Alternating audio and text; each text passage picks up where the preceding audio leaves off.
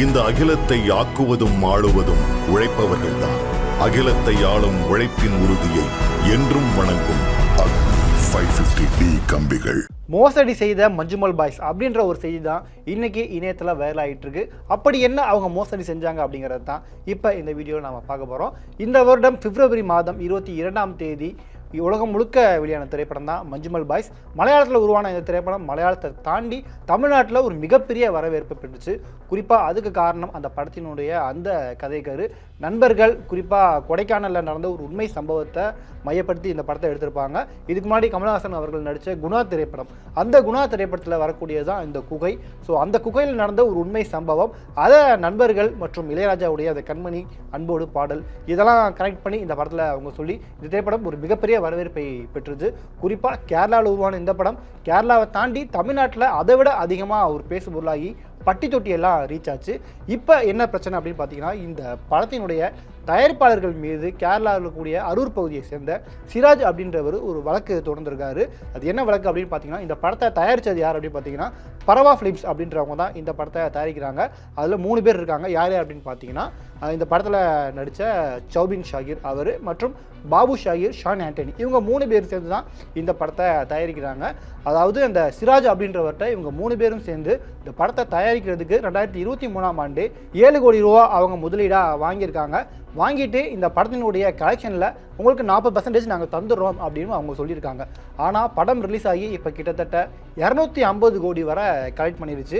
ஆனால் இப்போ வர சிராஜ் அவர்களுக்கு இந்த படத்தில் அவர் போட்ட 7 கோடியும் தரல. அது மட்டும் இல்லாமல் 40% சொல்லியிருந்தாங்க இல்லையா, அதுவும் தரவே இல்லையா. ஸோ இதனால் சிராஜ் அப்படின்றவர் எர்ணாகுளத்தில் இருக்கக்கூடிய காவல் நிலையத்தில் ஒரு வழக்கு தொடர்ந்துருக்காரு. அது நீதிமன்றத்திலையும் விசாரணைக்கு போயிருக்கு. இந்த நிலையில் இந்த வழக்கை விசாரித்த நீதிபதிகள் குறிப்பாக ஷௌபின் ஷாகிர், பாபு ஷாகிர், ஷான் ஆண்டனி இவங்க 3 பேருடைய வங்கி கணக்கையும் முடக்கிறதுக்கு சொல்லிட்டாங்க. அது மட்டும் இல்லாமல் அவங்க 3 பேருக்கும் இது சம்பந்தமாக விளக்கம் தருமாறு நோட்டீஸும் அனுப்பியிருக்காங்க.